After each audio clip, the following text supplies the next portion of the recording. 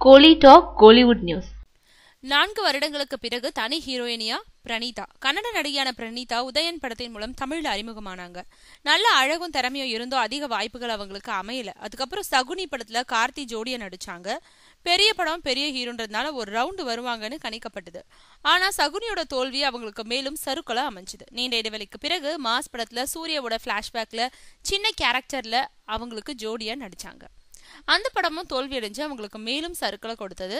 தமிழ்ல தான் வாய்ப்பு இல்லைனாலும் கன்னடம், தெலுங்கு மொழியில தொடர்ந்து நடிச்சிட்டு இருந்தாங்க.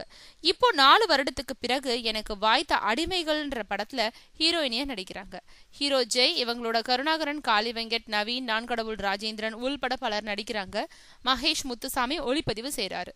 சந்தோஷ் தயாநிதி இசையமைக்கிறாரு.